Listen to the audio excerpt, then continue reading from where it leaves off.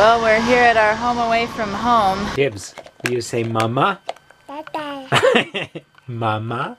Dada. If you can't tell, I completely disagree with that, but that's another conversation. I guess that's this conversation though, because at the time...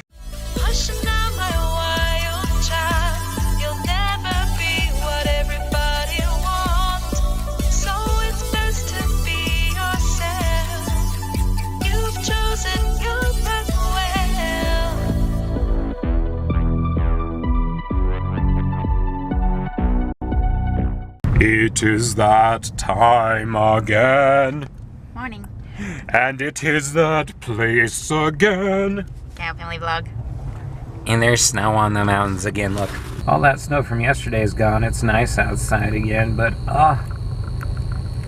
really pretty. We finished leveling the deck at the first place and are now back at the second place. Sean is digging out the old concrete where the posts were. We're gonna give them fresh concrete and fresh posts. The chips are flying. I need my glasses. Alright, we are finally headed back to the storage unit. We didn't vlog much today because honestly we spent today doing two things. Me crawling under a deck, trying to get it level and blah blah blah, not much to vlog down there. Or us taking turns, one of us holding Tibs and the other one shoveling out concrete holes. So, but now we're going to, we woke up today and I went to eat something and was like, oh yeah, if you don't buy food, you don't have any food in the fridge to eat. So we're gonna go rectify that and get some food. I'm hungry. We're walking through Walmart and Sean sees this elderly man and he goes, as we go by. I recognized him, I just didn't know from where. He recognized him. And he's like, where do I know that guy from? I said, Sean, he works here. I said it at the same time. I was like, oh, he's the door greeter. I figure, old guy that looks familiar. I probably know him from church. So he's all waving to the greeter as he's like carrying his thing, leaving his shift. Like, oh, hey. This kid is not having any of it today. He's been like this most of the day. I think he's now that he has his two little front teeth. Oh, let's see if we can see him real quick. We think he's also getting a molar. Hey, Tibs.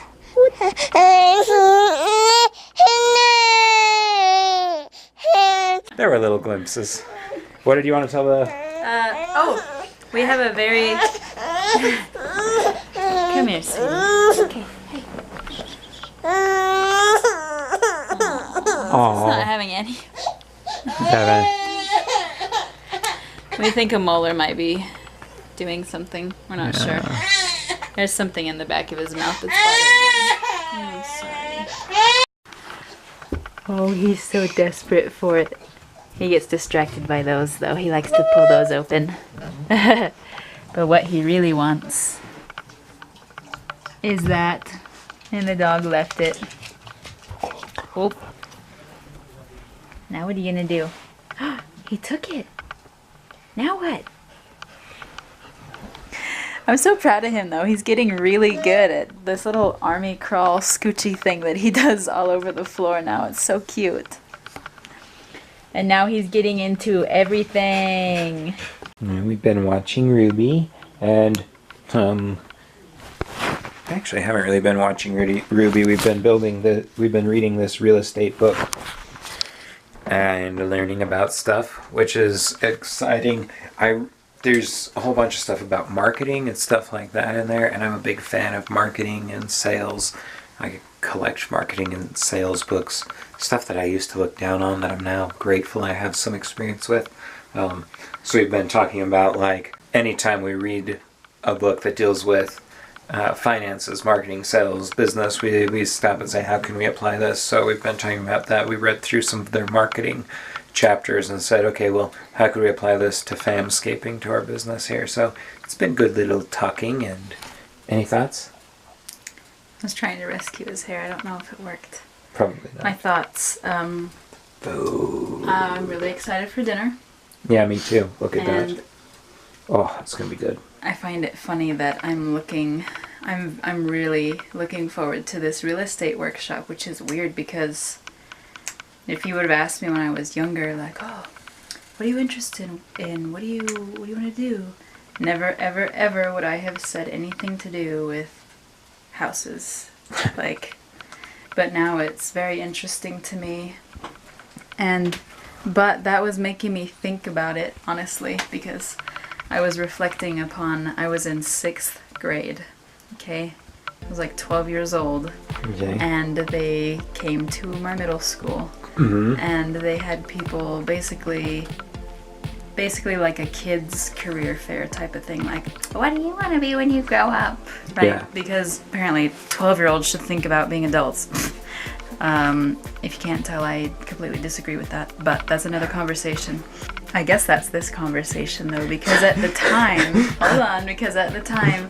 I was like obsessed with CSI, right?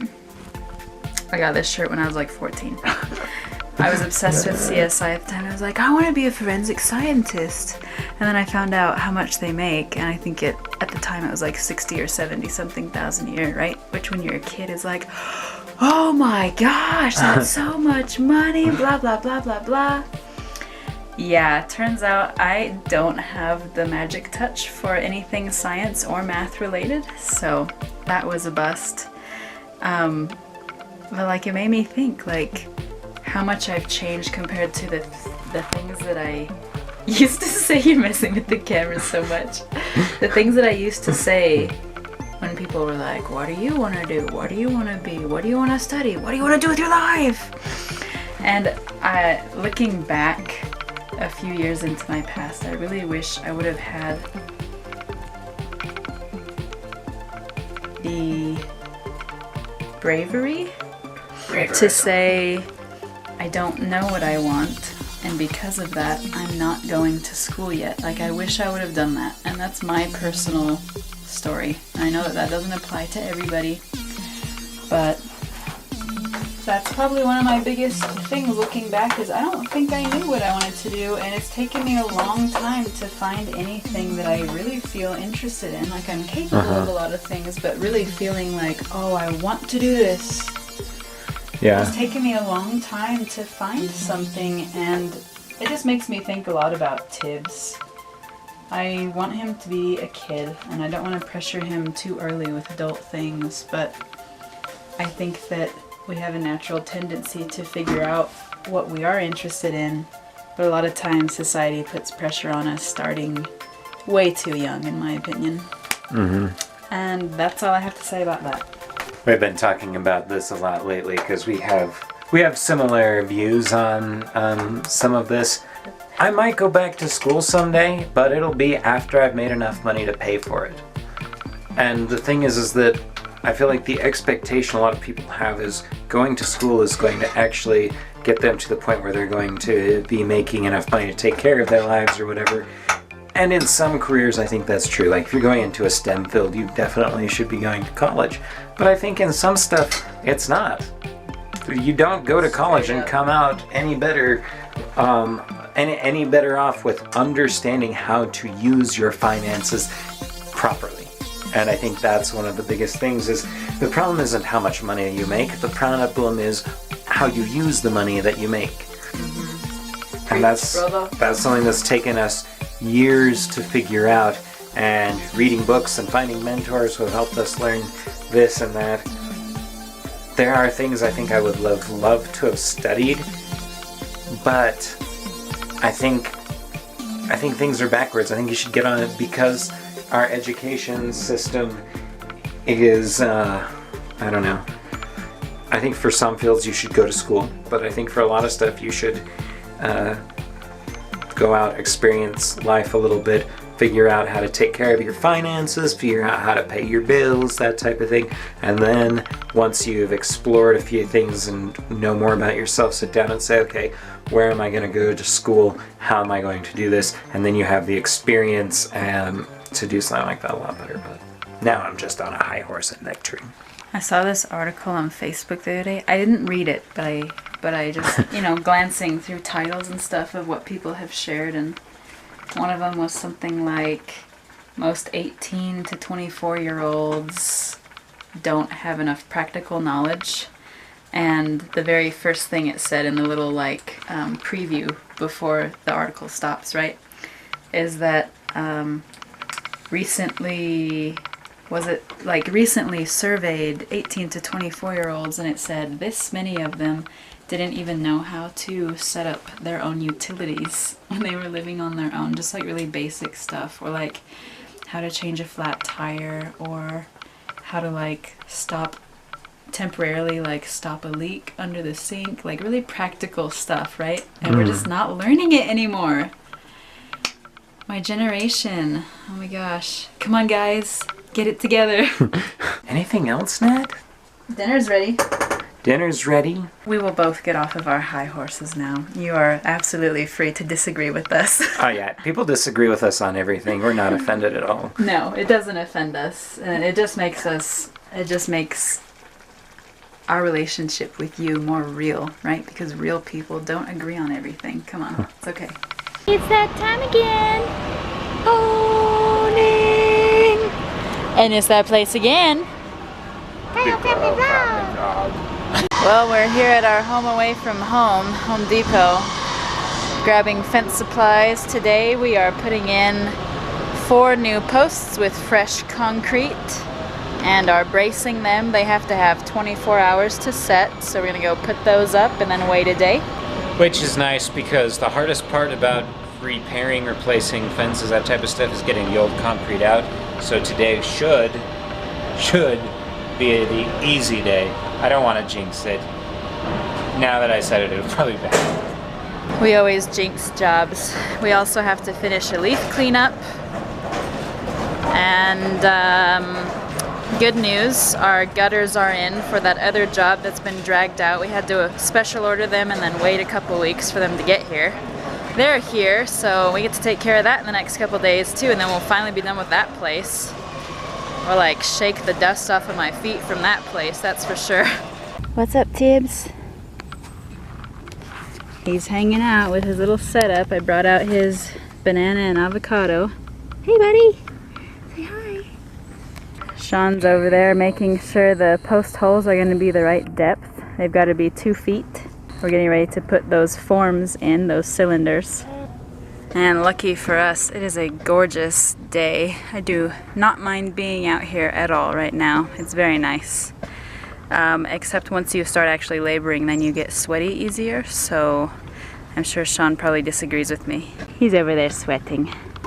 Alright, alright, alright. We got our orange string right here to help us be flush with where everything's supposed to be. We're in the process of burying forms. They've already got gravel in them, as you can see. There's one.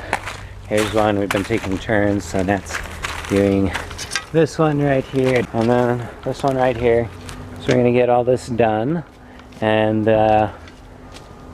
once she's done right here, we've got concrete here. The concrete, we're filling it.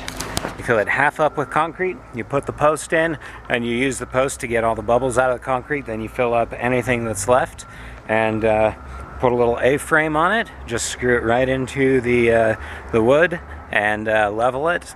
Everything is already at the right depth and height and everything, so everything should fit perfect. We shouldn't have to cut anything off the top. And then yeah.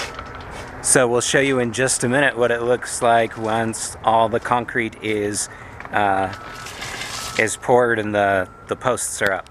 Hey Tibs, how you like Dad's wallet?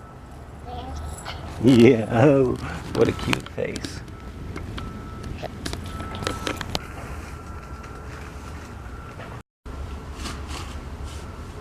Okay, and here we have the fence. It doesn't look completely straight because it actually isn't. This post right here was already in the ground. So we have a line from this post to that post, and this is lined up with that. And then from this post all the way down here, and these, we have 3 posts that we have here, from here to the end, are lined up with that twine. So if you're looking at it like this, and then we duck behind here, everything vanishes. This one has just a little bit less concrete in it than the rest. Everything else is slightly overfilled. That's our work day today. Any thoughts? Glad it's done. Good Good job. Yeah, let's go home and eat something. Gotta put up this orange stuff real quick, and then we're going home. Alright guys, look back here. Nat's here on the computer. I was just here chilling with Tibs. She and I just switched places. We got that fence job that we went to the estimate for the other day. We're really hoping that they give it to us because it would be really help us with saving up like what we need for the down season, because there are a couple months that are pretty stale. So I mean, it wouldn't be enough to take care of everything, but it would be very helpful. So we're really hoping to get it. But anyways, I just wrote up the estimate and went over it like 3 times, made sure that everything was there, and then we switch off, and Nat's actually putting it in QuickBooks and sending it to the person who needs it. And oh, that's what she's supposed to be doing. I look over and I'm like, so make sure you're sending an estimate, because instead she's trying to send him an invoice. Good on Nat, wanting to skip the work and go straight to invoicing people. Is that funny? What's up, little Tibs with your tooths? Tibs, can you say Dada? Dada. Yeah, good job. You're the best. Good job. However, he almost never says mama for me. I always say mama for mom. Tibs, will you say mama? Dada. Mama? Dada.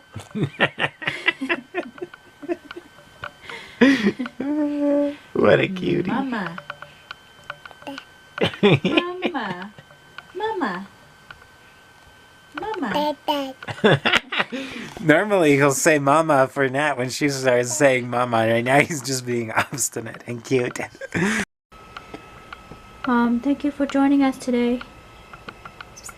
Come back tomorrow if you liked it. Okay, subscribe and share. Good night.